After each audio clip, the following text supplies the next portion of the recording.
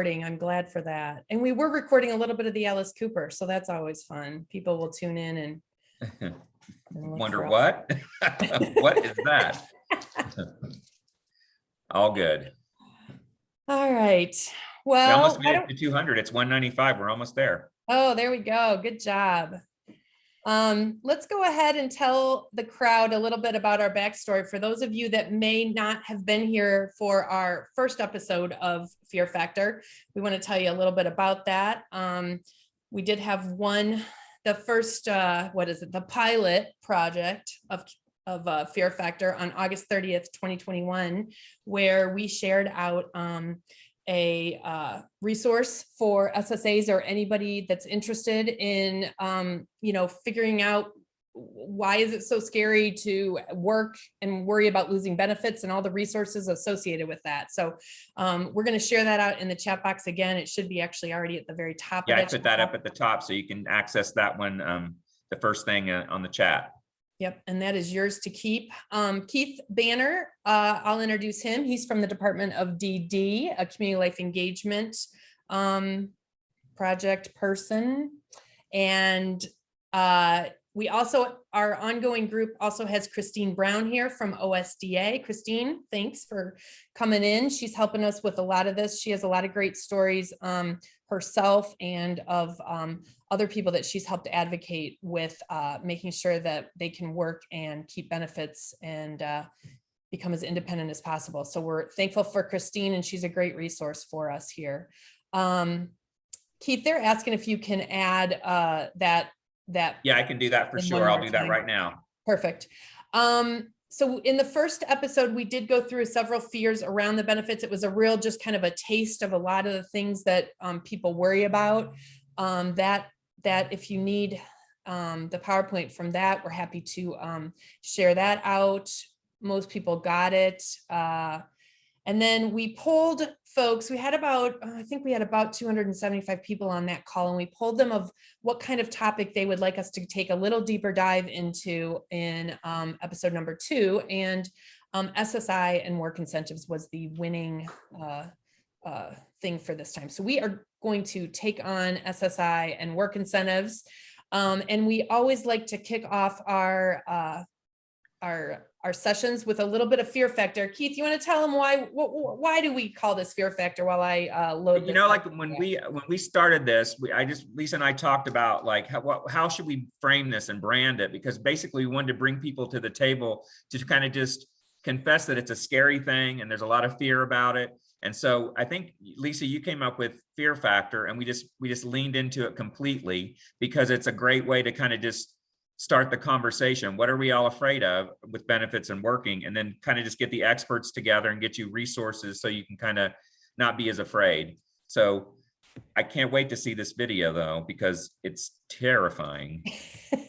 I mean, it's not even terrifying. It's just disgusting, but you'll see. It is terrifying. And think about the feelings that these people had. So Keith, you guys can see the screen, right? I'm going to go ahead and start it. Yep. All right, that's it. That's all. That's as much as we can watch. And Holly says, I'm eating lunch, glad I don't have raisins today. Yeah. Thank you for sharing. Yeah. So I guess the whole point of showing the video and being here today is just to kind of like accept the fact that we're all going to probably be afraid of all this stuff, but being together and kind of trying to figure out how to proceed once you kind of recognize the fears is the whole point. So, and we've got some really great guest experts that are going to walk us through. All right. Just a little reminder, our kind of ongoing theme during Fear Factor is really about the idea of hopefully the best way to combat fear would be to collect facts, evaluate the particular situation that you're in or the person that you're working with is in, take some action, and then you'll get results. And that's what we really hope that these sessions will help you do. We really hope that we're going to give you facts and give you a better sense of how to evaluate the situation or where to get help so that you can take action. So that is our acronym of the day. And the way we're going to play it out is hopefully Lisa and I will get off of here real soon, and Christine will get off here real soon, and we'll go into the actual reason we're here today with some really great experts. So from 1:10 to 2:15, there'll be that. We want you to, if you can, hold your questions till toward the end of the presentation so that you may get answers to your questions during the presentation. So if you hold them till maybe 2 o'clock, put them in the Q&A, we can get to them toward the end of the session. And then we're also going to do a next steps poll for something that's going to be happening next year, but we'll talk about that in here in a sec. Yeah, and just to remind everybody, the Q&A has the up vote, UP vote option. So if you see that somebody asked a question that you're interested in finding the answer to, will you please make sure that you just upvote theirs instead of writing your question again? That way we can make sure we answer the questions with the most interest. And certainly if you have a question and you need to ask it, go ahead, but we aren't going to start answering any questions until closer to, between 2 o'clock and on. So make sure you upvote and look at other people's questions. Okay, real quick. I'd like to set off this poll, and I'm going to go ahead and launch it. Just let me know what role you are here today in. Are you an SSA? One answer only, please. Other county board staff, family member, self-advocate, provider, OOD, or DODD. All right. I hope I'm in the right poll section because it's interesting. All right, I'm going to give it, you guys are good. 86% of people's votes are in. Perfect. All right, I'm going to go ahead and end the poll and share those results out to you. So you can see we have a lot of SSAs on this poll. And we also have other county board staff. That's taking up 90% of that. We have some family members. Welcome, family members. We're so glad to have you. We have self-advocates here, a few providers, and OOD as well as DODD. So thanks a lot. Thanks to everyone for showing up, for sure. Yeah, absolutely. All right. Okay, I am going to get rid of that. And we have, we are not going to show this video because we have the real experts here. We don't need this video, but it is going to be in the PowerPoint that we'll put into the chat box later on in the session. And that way, if you want to watch 4 minutes of summary of some of the stuff we talked about today, it will be available. And they're part of it. It's on DB 101, and it's a part of a series of really cool short videos that kind of get you the some of the information you need to kind of get going. All right. One more poll before I turn it over. We're going to talk about what are your biggest fears about SSI. I'm going to make sure that I have the right poll up here. I think I do. Yep. All right. I'm going to launch that. This one you can answer 2 things. Pick your 2 biggest fears. And don't tell anybody if you get to answer more than 2, but really, let's try to prioritize 2. So not knowing what to tell people about it or what SSI really even is, not knowing how to support people to report their wages, talking about how wages affect SSI, the time that it takes to support someone through the obstacles of SSI, and lastly, how SSI affects not just the person, but also the whole family that is involved. So great, we're at about 60%. Throw in a couple, your 2 top picks. And I will share those back out and we'll try to make sure we get those answered for you. All right, we're at 81%, 83. All right, I'm going to go ahead and end the poll at 85%. And I'll share those results so you can see that you have good company. Basically, we're just all scared of a lot of things, right? We've got, I don't know why I have a choice 6 down there. I didn't mean to, but that must be other. So it looks like the big winner is just talking about how wages affect SSI. So our panelists are listening to that. They're going to make sure that they are going to do their best to help you with that a little bit. And then a close second would be not knowing what to tell people about it, like what SSI really is. And then of course your time is very valuable and how it affects the families. So, all right, I'm going to stop sharing that one. And I believe we're going to. And I uploaded that again into the chat, so we don't need to talk about that one too much. So you guys, if you have any questions on that, just put them in the chat. This is an interactive electronic form. If you save it on your computer and you click on any of these links, it will take you to where things are. Sure. So it's a great resource to keep maybe on your desktop. And I left some of it blank, the table blank, so you can add stuff in if you want to, so it becomes your doc. All right. All right, I'm All gonna right, let are we Keith go ready? for this. Yeah. Yeah. Basically, I wanted to introduce just briefly all the guests we have on, all the experts that we have on, and then we're going to move into letting Debora take over the session. So I'm just going to let you know that Debora L. Wagner, the managing attorney from Legal Aid Society of Greater Cincinnati, is on. Elizabeth Risner from Butler County Board of Developmental Disabilities. Darenda Geer, Certified Work Incentive, and sorry about that. I said Greer, I meant Geer.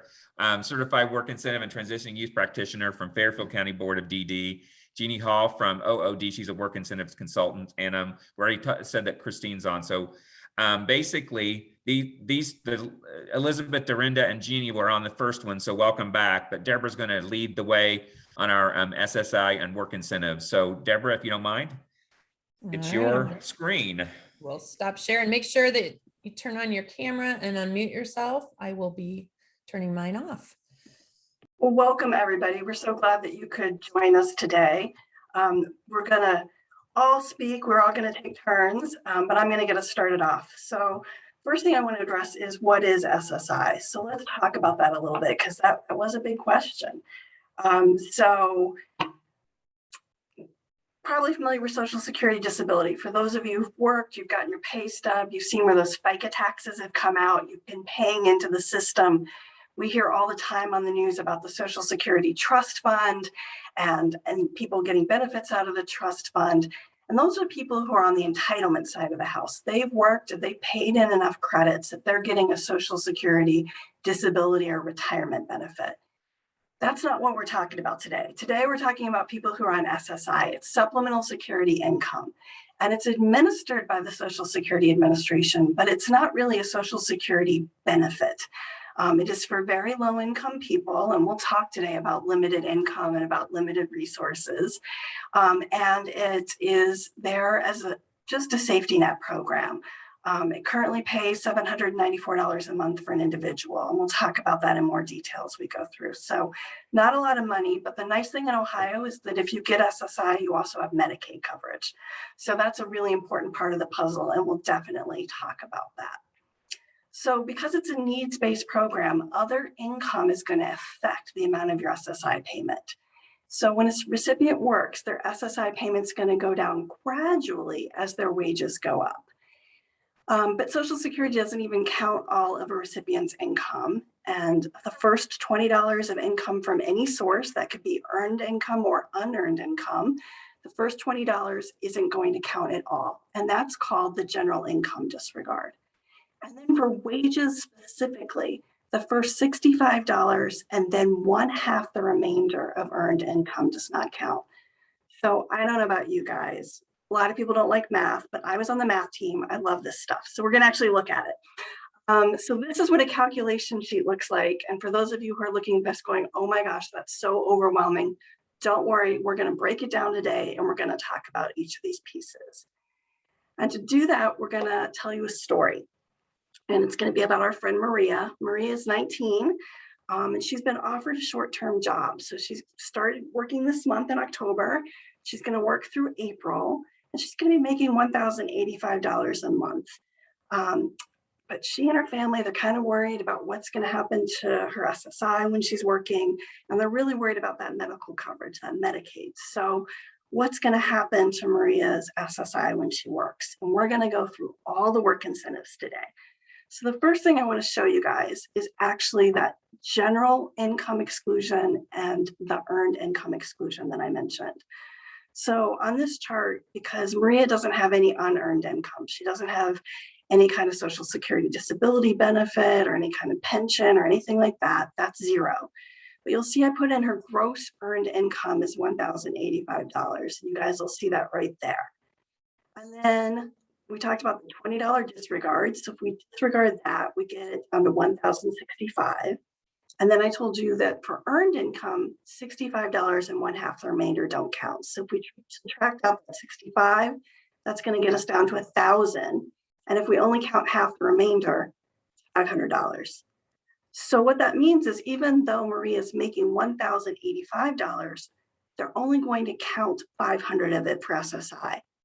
How they do that is they take the maximum SSI rate, which is $794 this year, subtract that $500, Maria would still get $294 a month in her SSI benefit. And when you add that to her wages of $1,085, you'll see at the bottom that she actually has $1,379 a month. Way better than $794. And so she's definitely better off when she's working. Let's talk about some of these other things on this form, because there's a lot of benefits listed here, and it may be confusing. So the first one we're going to talk about is the student earned income exclusion. So I'm going to turn that over. I think Elizabeth's going to lead this one. Hey, everybody. Well, good afternoon. So yes, I am here to talk about what is Ssi. Ssi stands for Student Earned Income Exclusion.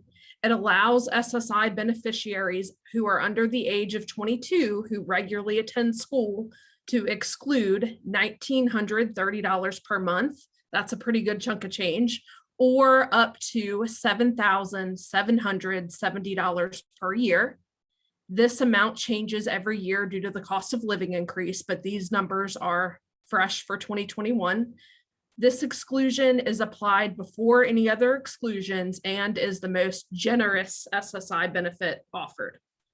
So I was lucky to have that one. Okay, so what is Social Security's definition of regularly attending school? So the student must take one or more courses of study. At least one of the following must be true. So they have to be in grades 7 to 12. They have to attend at least 12 hours a week. In college, they have to be going at least 8 hours a week. Or if they're in a training program for employment, they must go 12 hours a week. Or if the course is a shop course, it has to be 15 hours a week. If a student attends less than this amount of time for a reason that's beyond their control, so let's say, what would apply to a lot of our individuals is their disability. As long as they study for that amount of time and they have a home visitor who directs the study, then they're good to go. They can still use the credit. And homeschooling does count because we get that question a lot. It counts as long as the program meets state regulations. So how to use the student earned income exclusion. So now we've heard about it. How do we put that into action and use it?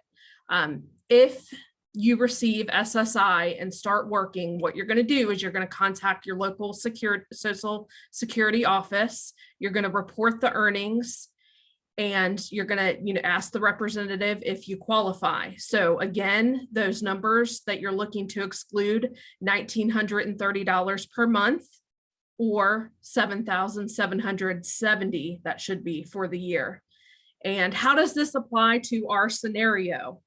As long as Maria is enrolled in school at least 8 hours a week, or in an employment training program at least 12 hours a week, 15 for shop, none of her income would be counted. And the reason for that is because her gross earnings are going to be under the $7,770 for 21.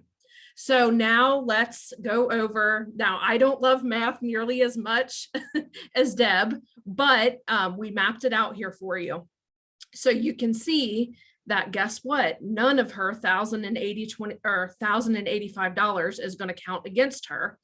And if you look down here at the bottom, she is going to receive her $794 check along with her $1,085 of earnings, for a grand total of $1,879 per month. So that is pretty awesome that she is going to be able to receive the full benefit of both.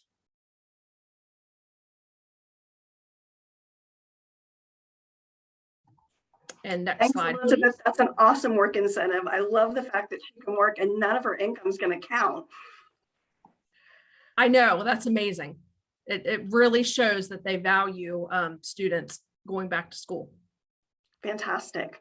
All right. Elizabeth, before we go on, Deborah, we can answer some really quick questions about it. So 8 hours a week in college, is that credit hours or actual just being in classrooms 8 hours a week?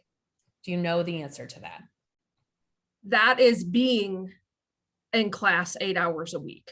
Okay. And then. And they only have to take one course. Okay. One course, great. And there was another question about over 18, but still in high school, that would count also. Yes, Okay. 22 and younger. All right. Summer, Thank you. what about in summer when school's not in session? That's the last one, sorry. Does that matter? I believe it looks at the calendar year as a whole. Great, Yes. thank you.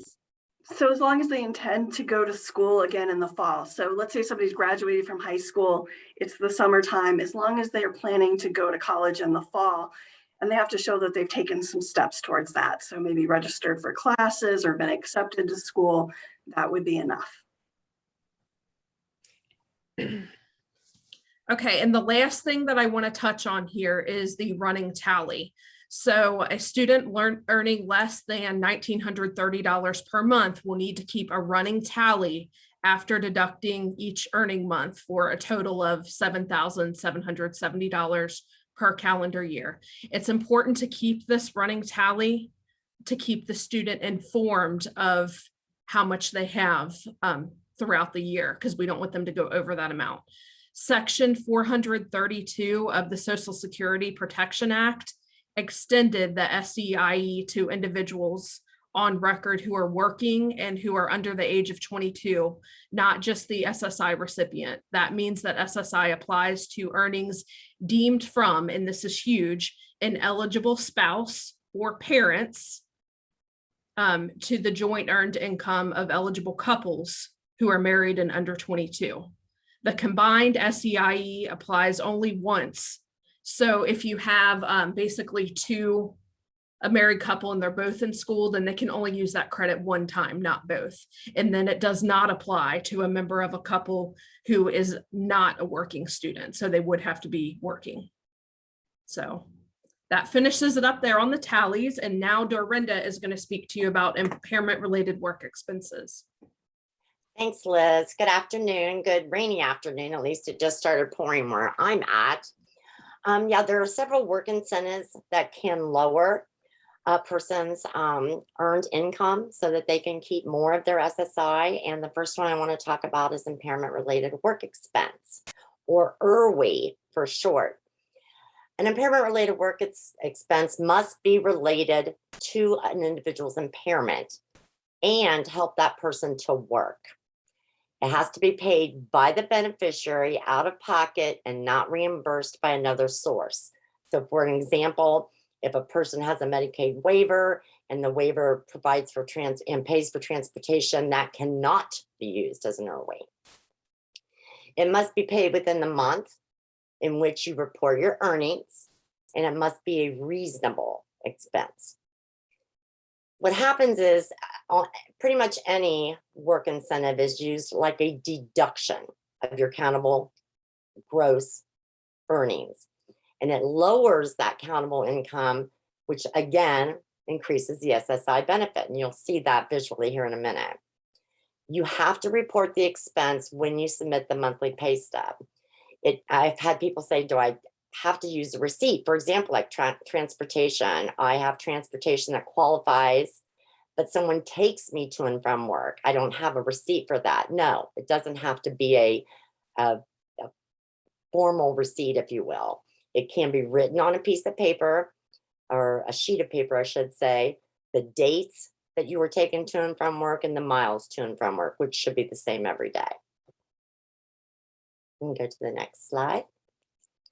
So here's how SSI increases using IRWE. The first on the left is an example of reduced supplemental security income without using IRWE. Persons working 20 hours a week, earning $9 an hour, they have an average gross income of $780. As we said before, the full SSI in 2021 is $794. Take the $780, which is the gross income, minus the $85. Now that's the $20 and the $65 exclusion that Debbie alluded to at the beginning of the presentation. Then you divide the remainder $695 by 2, which is $348. And as Deb showed you earlier, you take 794 minus the 348. Now here is the individual's adjusted SSI, not using IRWI, which is 446. Now let's say that the individual has $100 a month in impairment related work expenses.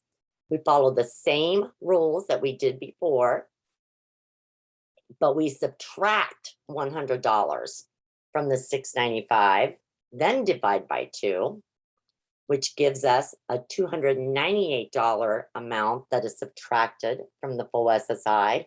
And we have an adjusted SSI of 496. See the difference? Using SSI, or excuse me, using IRWI, the individual gets $50 more in countable income than if they weren't using IRWI. So it's always a good benefit if you have those kind of things that apply. And here's a visual as well. Now, it doesn't seem like a big deal because it's only a $50 difference on this one, but you'll see something different on the next thing that I'm going to talk to you about. You always have more income when working. And IRWIs allow you to have even more of your SSI. Next slide. Okay, blind work expense. This must be work-related, but it does not have to be related to the individual's disability or impairment. Again, it must be reasonable and it's excluded from countable earned income. The individual has to have a primary diagnosis of blindness, meaning they have to meet Social Security's definition of being blind. And the items must be tracked and reported each month when you submit your pay stubs. Remember, it's always important. Earnings have to be reported every single month. And if you have items that could be work incentives, such as earlier BWE, you have to report those with your earnings. Examples of blind work experience are, and this is huge, federal, state, local, and Social Security income taxes. That can be a large amount out of someone's paycheck. Again, transportation to and from work, vehicle modifications. Another big one, the meals consumed during work hours. For those who may have guide dogs, expenses related to that or the training for the individual. Visual and sensory aids and translations of materials to Braille. A lot of times people, when working, must have instructions or guides or rules and regulations according to their job translated to Braille in order to be able to perform the tasks. Medical equipment and therapy. So you can see this is a huge area for possible reduction in countable earnings. Next slide. And I didn't go into all of the breakout as I did with the IRWI, but in this example, the individual, again, working part-time, 20 hours, earning $9 an hour, has $300 of blind work expense. And that's very doable with that type of income, considering that taxes, meals, transportations, and other things can be used as BWEs. So in the first bar, this is the individual gross income without using the blind work expense. The second bar is the individual's gross income using $300 in BWE. That's a big difference and can be very, very important to meeting expenses for an individual with a blindness. Okay, so go back to our original scenario. What if Maria had IRWIs or BWE? How does it affect? Let's look and see what happens if Maria pays $100 per month out of her pocket for medications that she must, that she must need to work because of her disability. Next chart. And again, using the SSI calculation worksheet, her gross income is $1,085. We apply the $20 and the $65 exclusion. Then the $100 IRWI is applied, giving her a countable earned income of $450. When deducted or subtracted from her $794 SSI, this gives her an adjusted SSI of $345. Plus her earned income gives her a total financial outcome of $1,329. Remember that figure. Okay, let me go back to the slide before. Okay, what if Maria were blind and she was paying $100 per month for a bus pass to get to and from work? Again, SSI calculation worksheet, her gross earned income, her $85 exclusions. Divide that by 2, gives you 500. Then the blind work expense is subtracted at 100, giving a countable income. Excuse me, our unearned income is 0. The total countable income is then 400. Subtract that from her 794 SSI, and you have an adjusted SSI of 394, which gives her a total financial outcome of 1379. Now that's more than when using IRWI. So the outcome when you're working with an individual who does meet Social Security's definition of being blind, it's always better to use the BWE work expense than the IRWI. They will get more of their SSI using the BWE. And for the math geeks out there, that's because for IRWIs, you only get reimbursed half the amount you spend, but for BWEs, you get 100%. And it's just based on the math, whether it's before or after that 1/2 the remainder calculation. Very important point. Thanks, Deb. Thank you, Darenda. That was fantastic. All right, Jeannie's going to talk now about Plan for Achieving Self-Support, or PASS. So I'm going to turn it over now to Jeannie. All right, thanks. All right, so yeah, I'm going to talk about the Plan for Achieving Self-Support, the PASS. I think probably a lot of people have heard of this, but it's definitely not used as often as the other work incentives. And it's a little bit, I guess, partly because it's a little bit more is involved to actually, get this put into practice and put into place. But it's definitely something that's doable with taking the right steps, and probably more people could take advantage, or definitely more people could take advantage of it than are. So what is it? The PASS is a work incentive, allows individuals with disabilities to set aside some of their income or their income and or resources to pay for items or services that they need to achieve a work goal, so a specific work goal. The purpose of the PASS is to increase or maintain your ability to produce income and reduce you're reducing your reliance on government benefits, so on your Social Security benefits. The plans allow individuals to receive a higher SSI payment as they work towards becoming self-sufficient. So how PASS plans are helpful is that you take that income and resources that would normally either prevent someone from being eligible for SSI at all, or would normally reduce that SSI payment amount, and those can be disregarded if they're placed in the PASS and used, and then that money used towards the vocational goal. The individual could then use the extra, the money then they're getting in SSI, which they would not have gotten before, to pay for living expenses like, housing, food, etc. And then the income or the resources set aside in the PASS, they're used for items to achieve the goal. So it could be education or training. Just some examples: attendant care, supported employment services, pay for transportation, job-related items, or perhaps even equipment or things to start your own business. All right. So who would qualify for a PASS? So these are the criteria for PASS plan to be eligible. You do have to be under age 65, or this probably doesn't occur a lot, but previously entitled to an SSI benefit based on disability or blindness the month prior to turning 65. You have to meet Social Security's definition of disability or blindness. You have to meet all the SSI eligibility criteria with the exception of the income and resource test. And then you also have to have earned income or unearned income, deemed income, some kind of something coming in that would be, you would be able to take and then set aside to put into the PASS account.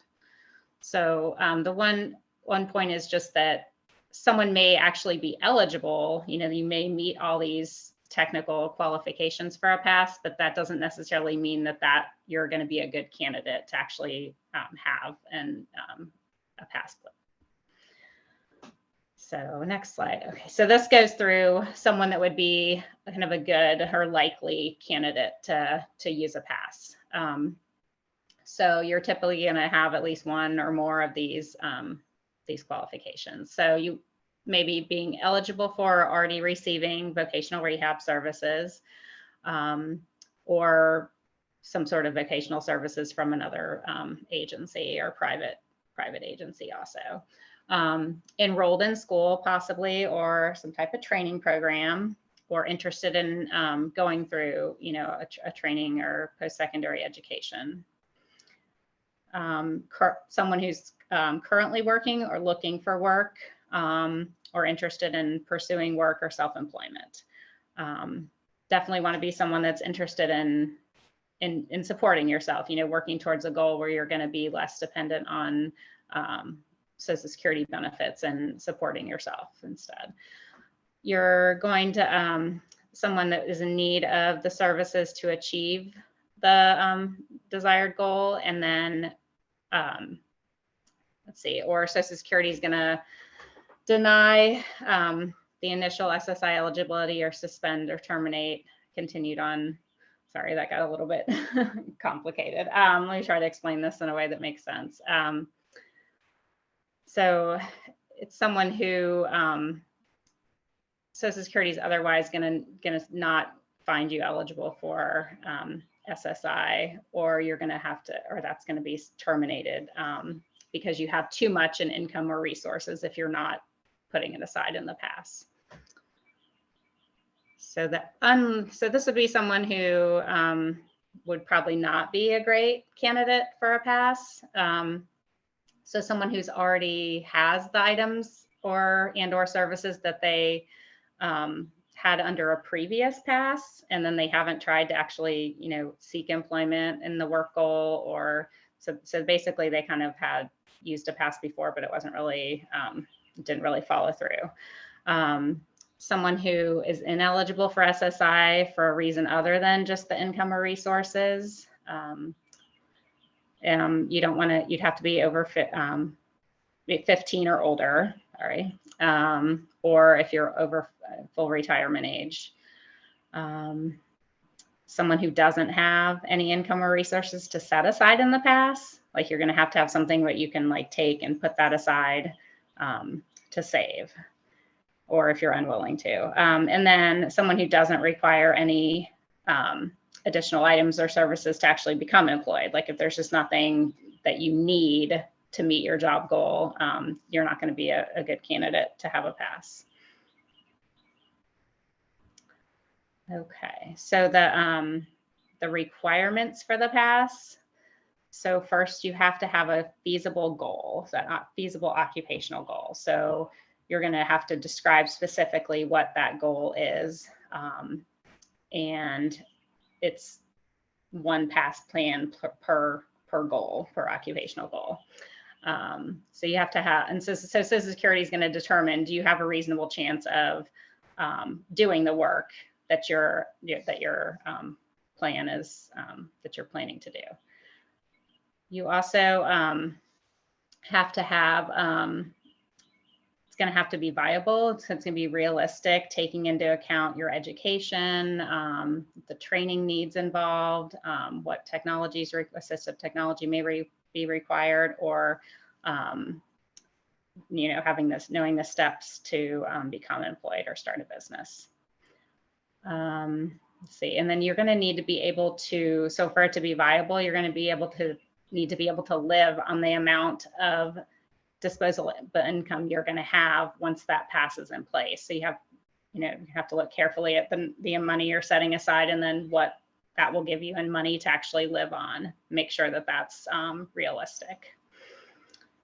And then there's earnings requirements. So for Social Security to approve the pass, they expect that plan, so going through that process in the pass is going to result in an earnings level that's going to decrease your dependence on your Social Security benefit. Okay, so that's example, because all that is a little bit, there was a lot of just threw out there. So this will hopefully show you how this could be actually used by someone. So I just said, we look at Charlie, who's 30. He's getting an Ssdi check. So again, that's the type of benefit that Debora first talked about, where someone's had been working and paying into Social Security. So they're getting Ssdi rather than SSI at this point. So Charlie gets Ssdi of $920 a month. He would like to go to college and get a degree in nursing. And then his occupational goal will to be become a registered nurse. So what he can do is he applies for SSI, can get that approved, and then apply for the pass, which is also approved. So what Charlie's going to do is set aside his current countable unearned income. So $900 of that $920 in Ssdi, he's going to put into his pass account. So that's what's going to go towards paying these expenses to reach his goal. So I just put, for example, he's going to need a laptop for school, books, a car to get to work once he is employed. So what that means is that $900 will not be counted when Social Security is looking at his eligibility for his SSI. So since he's not working currently, he's going to be going to school. The Ssdi check is not going to be counted. That's going to allow him to receive the full SSI rate, that $794 we talked about before.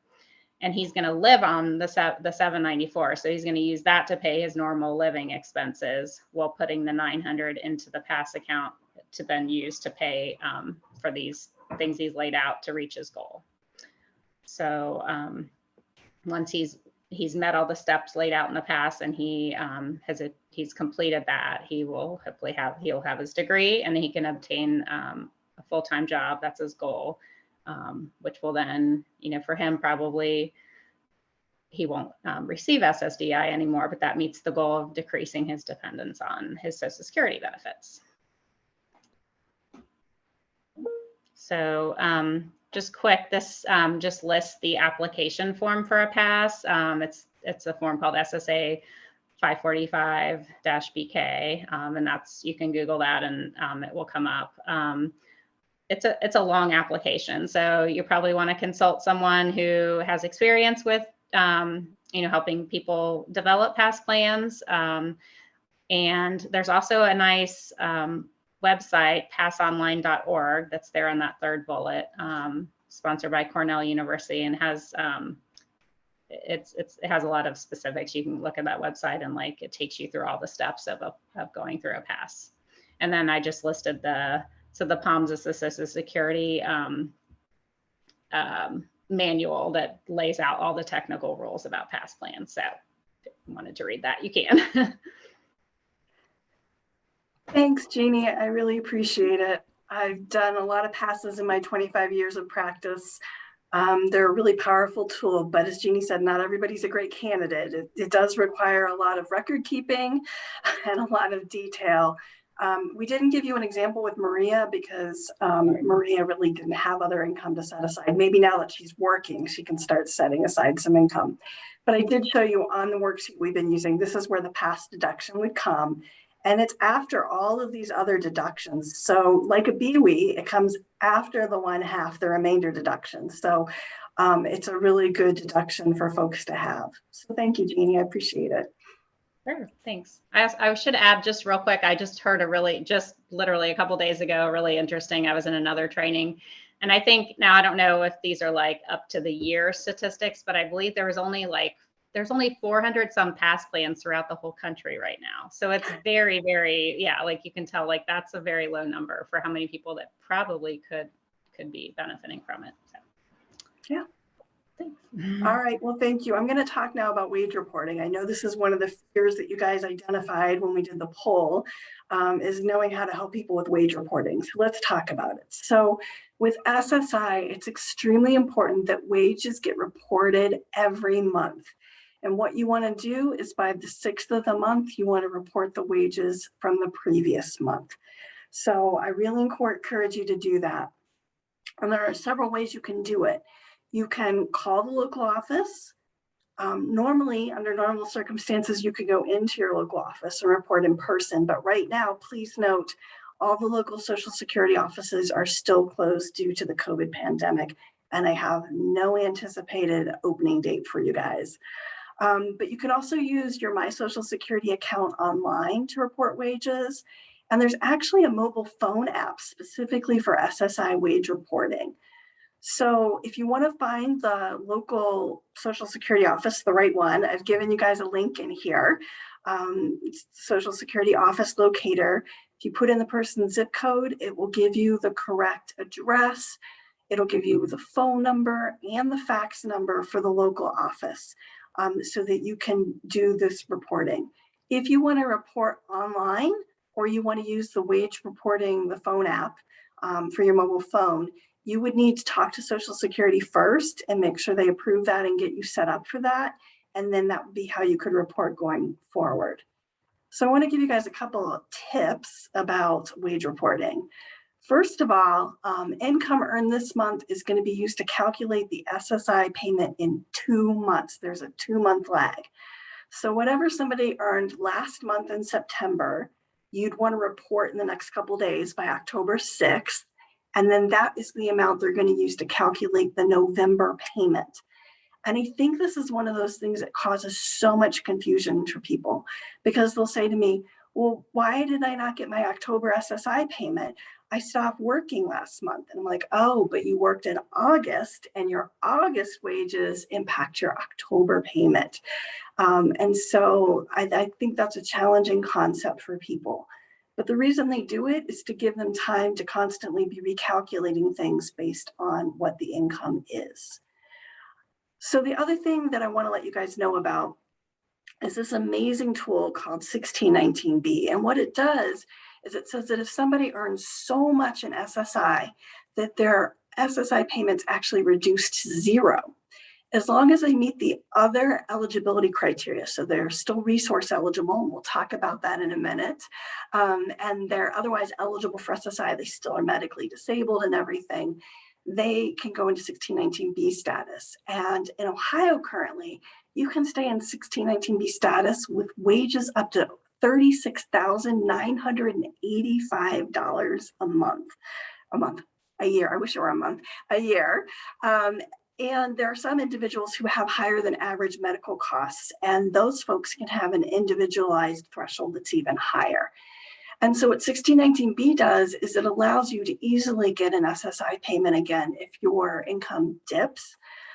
So I've had some clients that I've worked with who maybe they do some seasonal work around the holidays.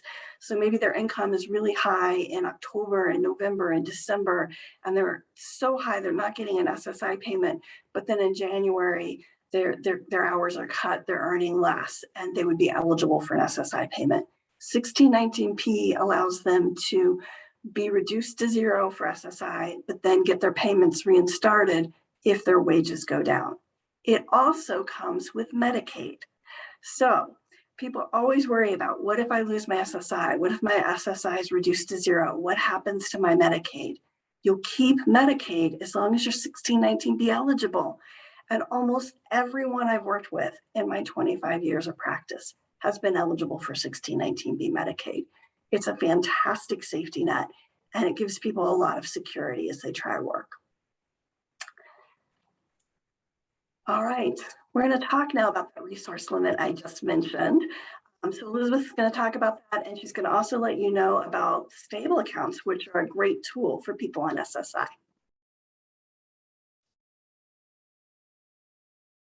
All right, guys, I'm going to try my very best to get this done in 7 minutes. But please, we can always answer questions after the fact. So resource limits for SSI. Resources are defined as cash and any other personal property, including any real property that an individual or spouse owns, has the authority to convert over to cash, and is not legally restricted for support and maintenance. To be eligible for SSI, individuals' countable resources, and yes, you're reading your screen right, you guys, I'm sorry, it's $2,000, which I don't think has changed since the 1970s, very sad. If an eligible couple receives SSI, the combined countable income resources cannot exceed $3,000. I know those numbers are pathetic. When in doubt, if something counts as a specific resource or not, I just want to give this disclaimer up front to go ahead and contact the Social Security office if you're questioning it at all. Household goods and personal effects, SSI will not count. Resources of cultural or religious significance to individuals and items required because of a person's impairment. However, SSI will continue to count the item that were acquired or held for value. So if you weren't holding it, if you're holding it for reasons other than family significance, if you're using it to make a profit off of, basically. Any medical equipment and adaptive equipment is excluded. Life insurance policies. So we get this a lot. And I'll just break it down for you really simple. Term policies have no cash surrender value in most circumstances and are not counted as resources. Next slide. A house that is the primary residence of an SSI recipient is excluded, I'm sorry. And then cars, if you have more than one car, you're only allowed to exclude one and they'll take the higher value. And then each spouse can have a burial fund up to $1,500. Retirement accounts, because we get a lot of questions about this. Basically, what they look at is your ability to be able to withdraw the funds. If you don't have to terminate your employment in order to withdraw it, then it would not count as a resource against you. It only counts against you if you're able to withdraw it in a lump sum without termination. Someone asked this question earlier in the chat, which I thought was a good question. Educational grants and student financial assistance does not count against you. So I have listed here grants, scholarships, fellowships, and importantly, gifts used to pay tuition. Next slide. What is a stable account? So a stable account is an investment account that allows qualified individuals with disabilities to, basically you can deposit up to, you can have up to 100,000. This was news to me. Darenda actually updated me to this fact because she stays updated on the latest. You can invest $15,000 from any other source or $12,760 from wages annually. And then who is eligible? Someone whose disability occurred before the age of 26 and has been living with the disability for at least 1 year. And they also must have one of the following conditions: be eligible for SSI or Ssdi, have a condition listed on the Social Security Administration compassionate allowance list. And I can send you a link to this, but if you just do a Google search of Social Security compassionate allowance, it will list every condition that they count. So what is the stable card? The stable card is a debit card that allows participants to easily send money from a stable. And best of all, it's free. We love it when things are free. And then it's accepted anywhere that a MasterCard is accepted, and you can enroll. Anyone can do it, parent, guardian, power of attorney. You need at least a minimum of $25 to open it, and you can either email teamstableaccount.com or you can call this 1-800 number here. So I tried to get through that as quick as I could, but hopefully you guys still got something in that amount of time. Thank you. Thank you, Elizabeth. That was fantastic. I can't say enough good things about stable accounts. When they started about 6 years ago. It was just phenomenal how much it changed people's lives. It really does allow people to save. While they can save more than that $100,000, I think the current cap is just over $500,000 that they could have saved in there.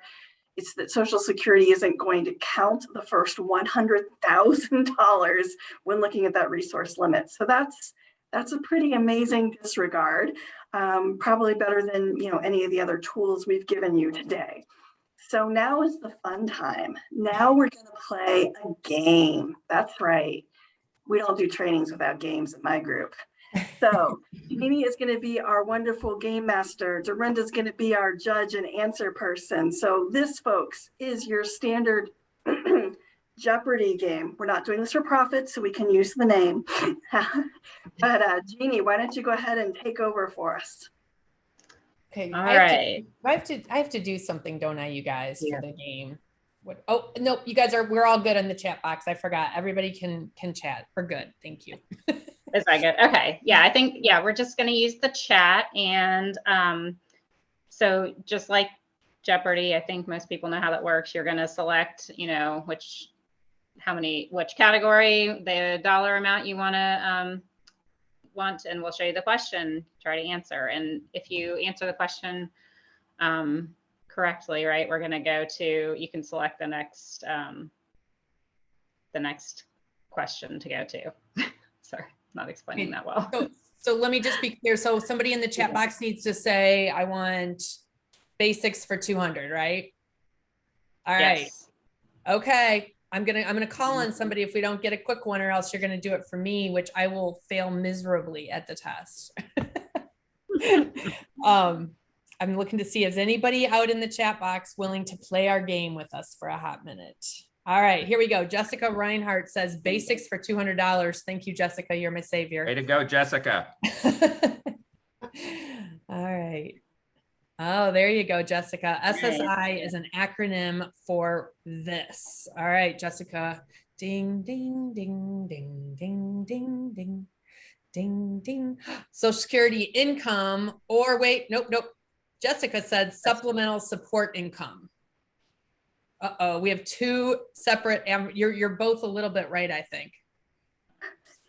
Supplemental security income. The answer is supplemental security income. All right, Tino gets it. Oh, that's great. That's good. All right. So Tina, what do you want to do? Since you got it right, Tina, you get to tag the next one. What's the next one? And really anybody can jump in with this answer. You don't have to, it's not just for Tina. All right. Tina says basics for 400. Sorry. What agency administers SSI? All right. That's for anybody. Up. Social Security Administration. Yep. Kate Allison. Social Security Administration. All right. All right, Kate. What's the next one?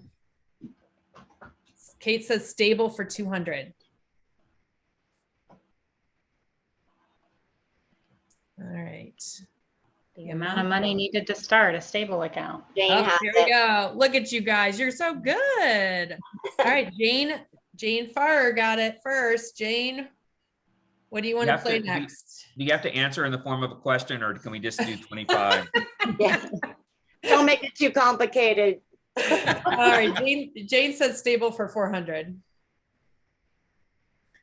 Age before which a disability must have started to open a stable account. Paul Dosick. Oh, there we go. Good job. All right, we got first good answer was Paul Dosick. There you go, Paul Dosick. You get to name the next one. You guys had that was new for me, by the way. All right, Paul says basic for 600.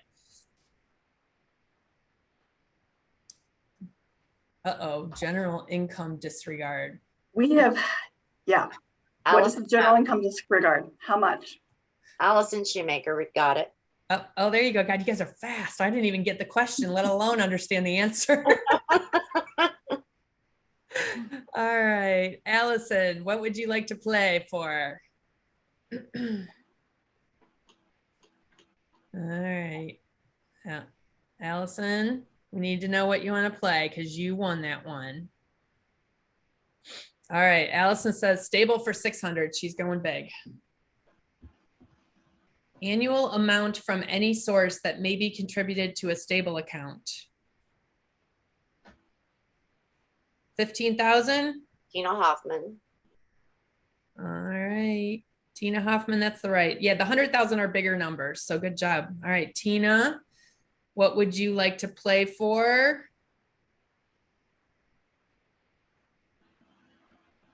Pass. Oh, pass for 200. Oh, she's brave. She's a brave soul. That sounded really confusing. What the acronym PASS means. Let's see how quick they are to answer this one. I feel like I need the music in the background. Up, plan to achieve self-sufficiency. Neil Lipschultz. Plan for achieving self-support. Nice job, Neil. Please ask Social Security. I like that answer. All right, Neil, what would you like to? Neil wants to play stable for 800. Big bang. Let's go for it. The amount in a stable account that Social Security disregards. Melanie. Melanie got it already. 100,000. Woo, 100K. Nice job. You guys are paying attention. All right, Melanie, I think you're up for picking what's the next game question. All right, Melanie says SEIE for 200. The age limit for SEIE. Kay 22. Cooper. All right, Kay Cooper, 22. Way to go. Oh, look at all you guys jumping in there. All right, Kay, what would you like to play for now? Basics for 800. Another big one. Deadline for reporting wages every month. Oh, look at all those sixes coming up. Katie Moe Enter. I hope I said that right. There you go. Katie Mentor. What would you like to play for? You guys are fast. All right. Irwi for 200. If an expense qualifies as an Irwi and blind work at BWE, it is better to use which? Oh, you guys, Allison. they got it faster than I could even read it. Oh, wait a minute. Look at Kate. Katie answered it again. Yeah, Katie answered it again. I got confused with two Katie's the answers. official winner now. All right. So far, she's in the lead. We know that. All right, Katie, what do you want to play next? Katie's going to do Irwi for 400. The person who pays for Irwis and BWEs. The person, self, the person. It's the person, but All right. it's the beneficiary is the right answer. I think I need a resume on Neil and Katie. Like, are they, these guys are experts, aren't they? They're like going to make it to $1 million, you know, like one of those Jeopardy contestants. Neil, go ahead and pick the next one. We pay attention, Neil says. Yeah, right. You guys do great. All right. Neil, what do you want to bet on? Pass for 400. Age limit for pass. Linda or Lindsay Hubbard. There we go. We got a new one. Way to go. Lindsay Hubbard. What would you like to play for? 65 was the answer. You guys are getting there. You're doing good. All right. SEIE for 400. Monthly amount deducted for SEIE in 2021. Lori already answered 1,000. Melanie Cockrell. Melanie got it right. Melanie, 1,930. We had a couple we caught a couple people on that one. All right, Melanie, what do you want to play for? 1,930.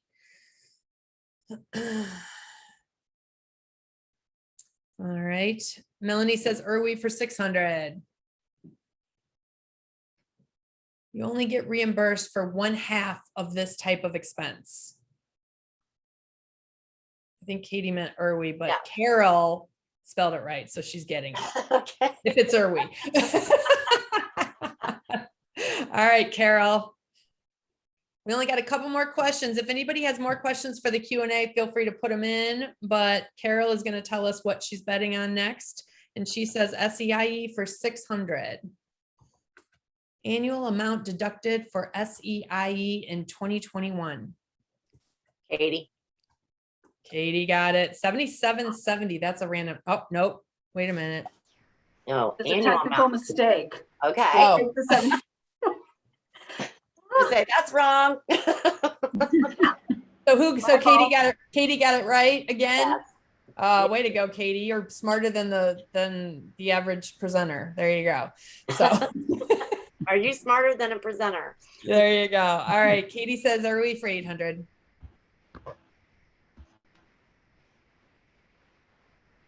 Taxes deducted from your paycheck would count as this type of deduction. EWE. Kathy Brunton. Kathy, there's a friend from my past and near future. Kathy Brunton, what would you like to play for next? We're getting down. Kathy says pass for 600. She was too nervous to go big. This benefit pays for a past participant's living expenses. SSI. Woo! You said that quite a few times, Deborah. Good job. All right, Kathy, you answered it first. You get to go again. All right, Kathy says SEIE for 800. She's on a roll. No, she's not on a roll. All right, when the SEIE deduction is made, I don't know what that means. When the SEIE deduction is made, I think that's how I should say it. When reporting income, Kathy says. Kathy, she's taken over. It's before any other type of deduction. So what that question meant was on the calculation worksheet, where does it apply? All right, Kathy, take us home. $800 for agency that decides whether a past plan goal is feasible. Social Security, SSA. All right. Okay, yeah, everyone's got that. Perfect. I love it. Wow, you guys were great. Deborah, that was fun. All I need is background. All I need is No wonder you guys wanted more time to do that. That was amazing. Thank you for including that. Yeah, for sure. Yeah. Better with candy. All right. Well, if anybody wants to turn their camera on or unmute, I will ask some of these questions and we'll see which ones we can get through. I'm going to start at the top. Remember that you can upvote questions. We have about 20 minutes, so hopefully we'll get through them. Is there an electronic version of the calculation formula sheet that works out formulas automatically?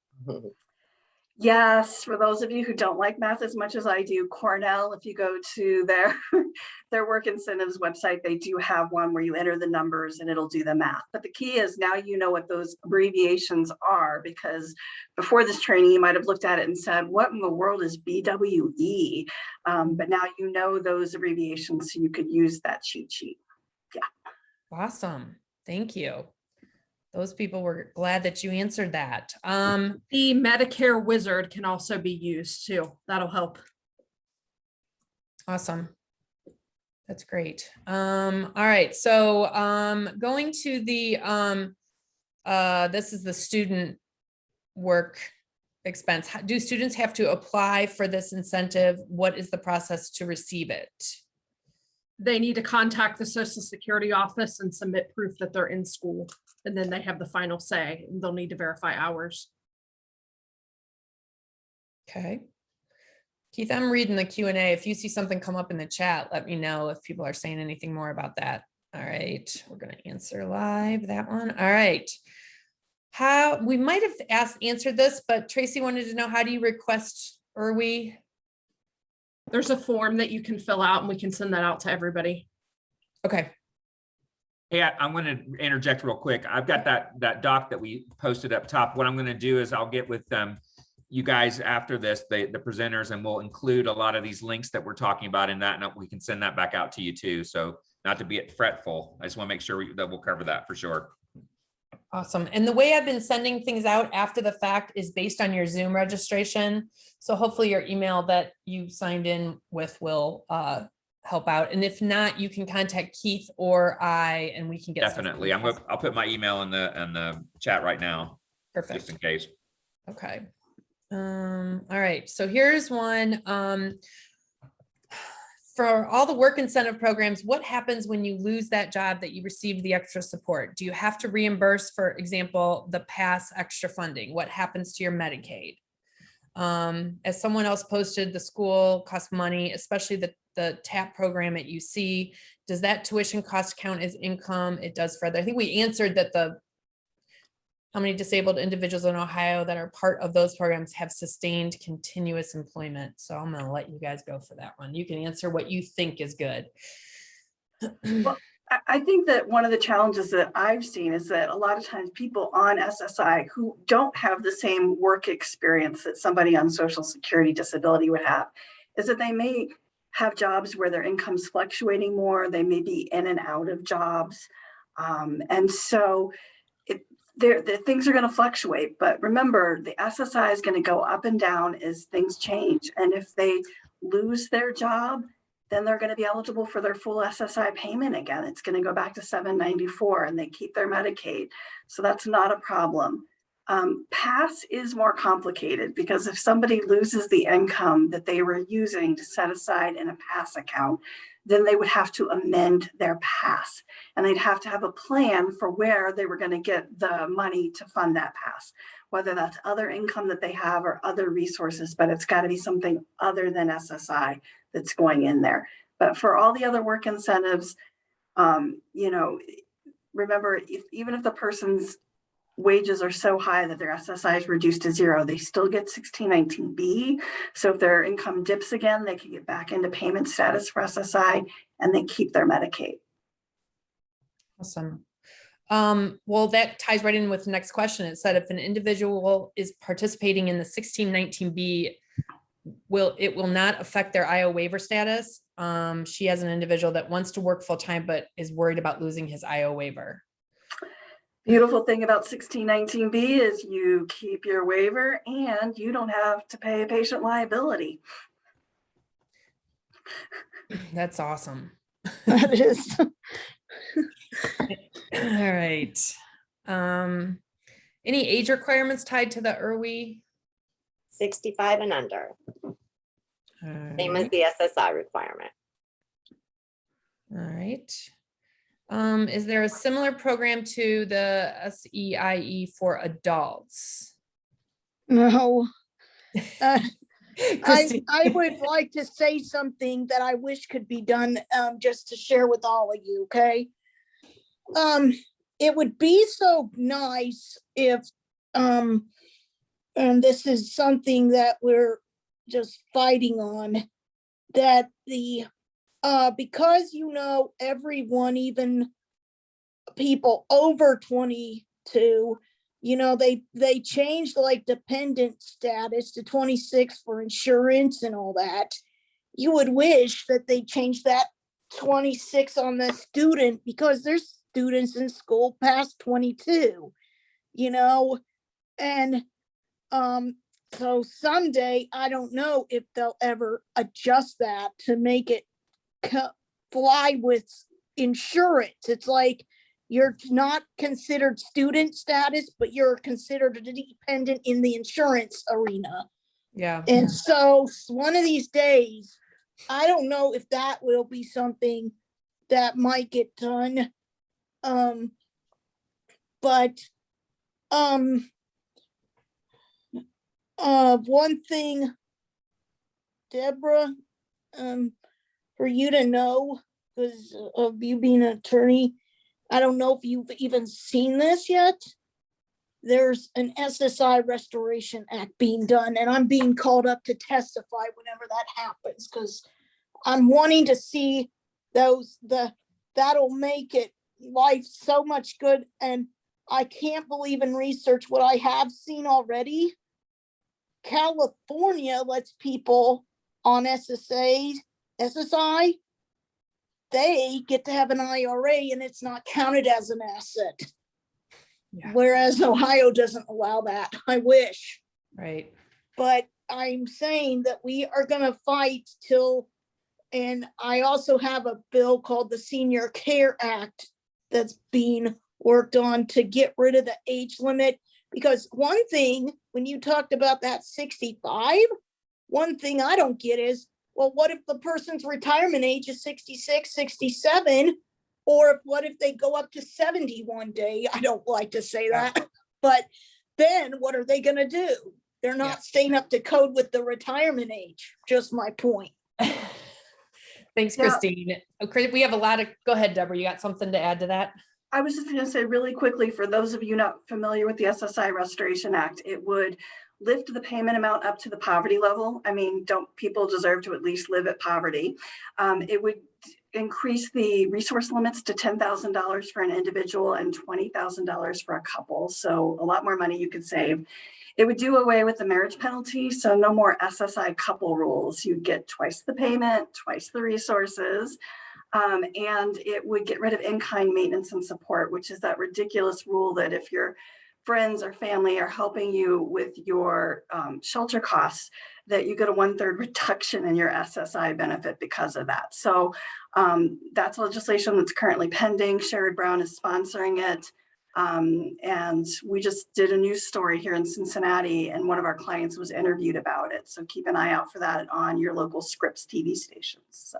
Awesome. Thanks, Deborah. That's, and thanks, Christine, for reminding us about that. We hope that in 2022, we're going to be able to talk about some of that. Wouldn't that be exciting to have an update? So That would be so nice. And another thing that's in hold that on, Christine, we have like 7 more questions we have to answer. Okay, sorry. Okay, it's okay, no worries. All right. So Shanae was wondering about the Ssdi. Does that help protect Medicaid benefits as well? Anybody want to jump on that one? I guess indirectly, right? Because it helps you keep SSI. But like we talked about the 1619B, your income can be pretty high and allow you to keep free Medicaid too. So okay. There was a question about how did we come up with the specific blind exclusion, and is there any other disabilities that we don't know about that has a specific exclusion? So the blind lobbying organizations were much better organized in the 70s and got a lot of these rules enacted. And they are the only disability specific group that has their own SSI work incentive. All right, that answers that. There's somehow when a person is turned 55 and older, they also have an extra exclusion on top of the other blind expense. I forget what it's called, but read that. Okay, we've got one from Molly. If you just discovered that someone's earned income has not been getting reported, what do you do? Do you send a lump sum of pay stubs into Social Security, or just start sending them in monthly beginning now? Going to need all of those right pay away. stubs. Pardon? They're going to need all those pay stubs. And there's actually a form they can fill out called a work activity report. They can fill that out online and then upload all their pay stubs and submit it that way, right? With offices being closed, that's an easy way to do it. Awesome. Thank you. We actually just had that happen, and I helped a person do that. On that document that's up that I uploaded, there's the work activity form that Deborah's mentioning. There's a link to that on that doc if you're interested. All right. Jessica was asking about that, and I think you talked a little bit about it, Deborah, but how long does it take for a check to your Social Security check to reflect a change in income for people that go up and down, up and down? So it's a 2-month lag. And unfortunately, what that means is if, let's say in October, I worked a ton and I made a bunch of money, and of course, I'm going to spend that money in October, right? Because I'm living on $794 a month. So then it's going to affect my payment for December because of the 2-month lag. So let's say in December, I'm not working, but that's when I'm going to get the reduced SSI check. And so that if you think about it, this is the month I earn, next month by the 6th I report, and the month after that is when it's reflected in my check. Yeah, that's what I thought. Okay. Somebody was asking, can individuals in a mental health day program count as students? What about if it includes a vocational skills program or supported employment things? This is to do Deborah, with, correct me if I'm wrong, but I thought that they were only alluding to like trade schools and traditional colleges as well as high school. Right. It would have to somehow be in cooperation with like a community college or some sort of program where they would be coming in and doing the instruction. So they're usually looking like at accredited educational or vocational institutions. all right. Although I will add, some project searches, paid project search programs also get the SEIE exclusion under age 22. Yeah, that 22 is important. Okay. So last question, which is perfect timing for now. How are married couples affected by SSI, SSDI, and other programs? I know, Deborah, you started talking about that with the Restoration Act, but. So for SSI specifically, SSI couples do not get 2 times the SSI payment rate. They only get 1.5 times. So instead of getting $794 a month, they only get, I think it's $1191 currently. And then they have not 2 times the resource limit, but only 1.5 times. So instead of $2,000, they only get $3,000 as their resource limit. I think the biggest caution I have for SSI couples is that if one of them goes to work and it works their way to the point where the couple's SSI payment is reduced to 0, only the spouse who is working is eligible for 1619B Medicaid, and the other spouse would lose their Medicaid coverage. This is why the marriage penalty is so horrible and so challenging for couples. It really can create problems, especially when one person wants to work and the other one doesn't. But the other spouse can still keep Medicaid if they do some sort of work activity. So I had a client once who was not able to do a whole lot, but once a month she went and pet sat for her neighbor, which meant she sat there with the cats and played with them and fed them. And the neighbor paid her $20 to do it, and that was enough for her to keep her Medicaid coverage. So just keep that in mind. Social Security disability, really not that much of an effect, because if both of them are getting Social Security disability, there's no deeming of income between spouses. There's no couples rate for Social Security disability. Because it's an entitlement program, you don't see the same kinds of reductions. Awesome. Thanks, Deborah. You know, there was one thing in the chat box, and I don't think it made it into the Q&A, was about, what about, you know, there seems to be a trend, at least in Ohio, for a lot of our adults who might sell their own artwork, or they are starting to do crafts and selling them at flea markets and those kind of things. What should what's the deal with the income that they're making in the kind of those kind of more, I don't know what you would call them, more informal ways, maybe? Like self-employed kind of situation, Yeah. right? Yeah. Yep, the gig economy is big right now, and self-employment income does count. But the way that Social Security counts that income is different. They look at net earnings from self-employment, and we could do a whole another hour-and-a-half presentation on that, but we're not going to do that today. But just know that there are separate rules, and so people should be keeping track of not only their income, but also their expenses. So, you know, if they're knitting hats, they need to keep track of how much they're spending on yarn and needles and that sort of thing, because those deductions can be taken. That might be our next fear factor episode, maybe. There you go. Depending on the poll, right? So thank love you. it. Yeah. Thank you so much, everybody. I'm just going to share my, I know I'm going to clap for our amazing presenters. You guys were so incredible. Thank you so much, everybody. Yes, Thank you guys were appreciate great. it so much. I am going to launch one more poll really quick to see what you guys are interested in for our next session.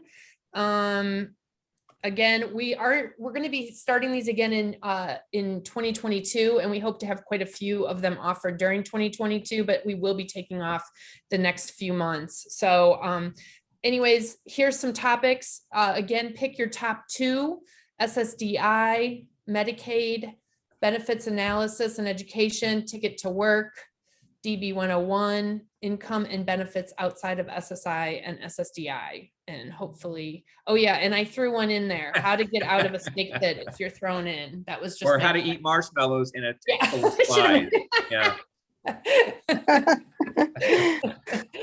So thanks you so much, everybody. Oh, Darenda, or I'm sorry, not Darenda.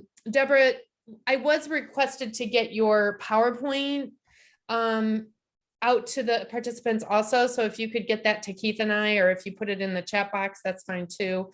I don't think they really want mine. It just has links to Fear Factor and polls on it. Absolutely, I'll get you the presentation that you can share.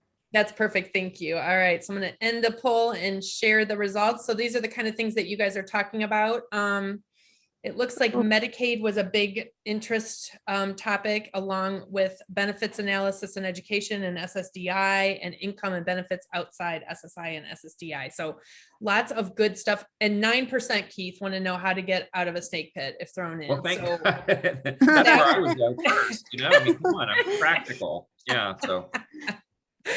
All right. Well, I really appreciate everybody for being on today. We're going to go ahead and stop right on time. If you are claiming CPDUs, please give the Ohio Association of County Boards where you registered a few days to get everybody checked in. It should be available by Thursday. You can go in and complete an evaluation and collect your CPDUs. If there's any direct service professionals looking for the competency-based add-on, I am applying for that. If you would please email me directly, or at least put you just email me directly at lcomes@oacbdd.org. That would be really wonderful. And I can see if I can get you credit for it.